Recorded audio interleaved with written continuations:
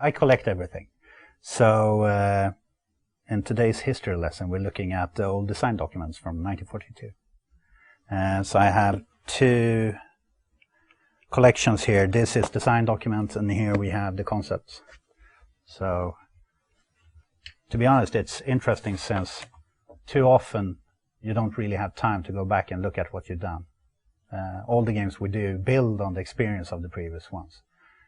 So Battlefield 3 will kind of be built on everything the studio known, especially since DICE have done them all. But going back is interesting to look at things that didn't make it into the game. So looking at this design document here, we can see that which level could this be? Well, it's Gazala line. If you all remember Gazala, at this time when we're making this one, back in the year of 2000, this document is from, we had a tiling world. So we were trying to find out how can we build huge environments where you can fly around and still have good infantry battle.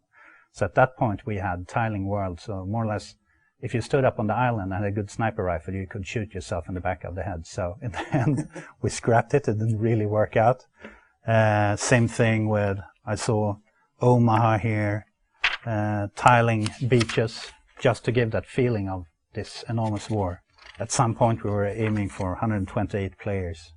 But it's interesting to see, since this is kind of where we came from, and we still build up on these ideas. And after making the game, we took these 10 commandments, and that still stay strong for Battlefield. With makes it what it is today. Rock, paper, scissors, all-out war. Looking at concepts, it's interesting to see that. I mean, I got in on or hired making a polygon, low poly plane that looked horrible if you look at it today, but during those days it was good enough. And I mean, these ones were definitely good enough, but if you look at how much time and energy we put at a concept today, it's amazing. So here we can see concepts of our soldiers for Battlefield 1942. We were to have a special pilot class, but cut away as well.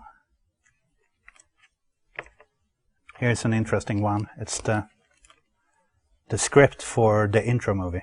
Probably the first brief about it, or discussion around it. As I mentioned, it's home at the lead designer's place, drinking wine and eating goose liver to get the Corsican vibe. And still a lot of the things that you kind of remember from 1942. The factories, from the beginning, all the vehicles were actually to spawn indoors. We hated the fact that you could see a vehicle spawn. So this one was to spawn the tanks inside, open the doors, and tanks were to roll out. We even built on Guadalcanal kind of a shipyard with docks. So the enormous house, out came a destroyer, and kind of lids open up, and there you had the submarine. In the end, the size of that was almost bigger than the island, so we realized that no, it doesn't look good. Let's spawn them in there. So I must ask you, what's your favorite Battlefield map through the years? Karkin is one of my favorite. Monte Cassino. I like the way that you could sneak around the back. You're one of those. Yeah. I mean, it's tough if you're playing a team with good defense on the top of the hill, it's tough to go up. Sharkey Peninsula, was that the one with the TV station? Yeah, TV station. Yeah, the big crane for the newbie snipers.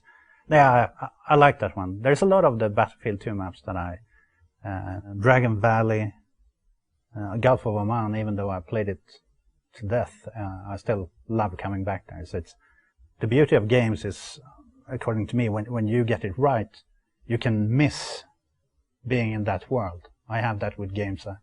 I played games recently, and I can miss being in that world. And it's definitely the same thing with Battlefield and the Battlefield levels. It's like coming home. I know this. It's my backyard.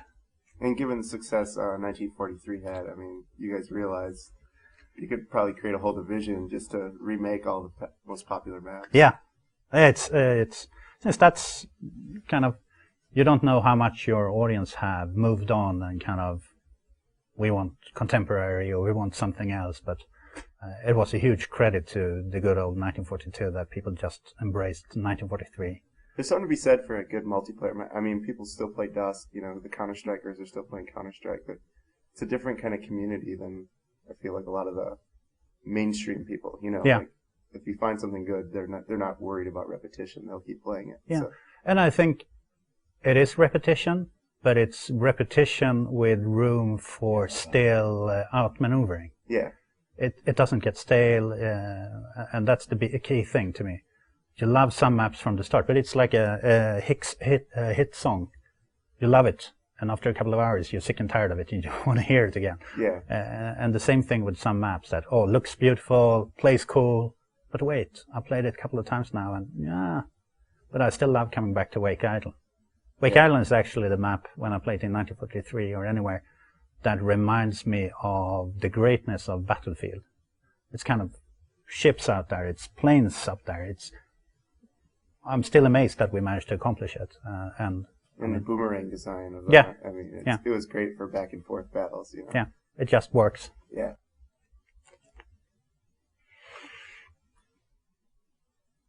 A lot of sweet memories.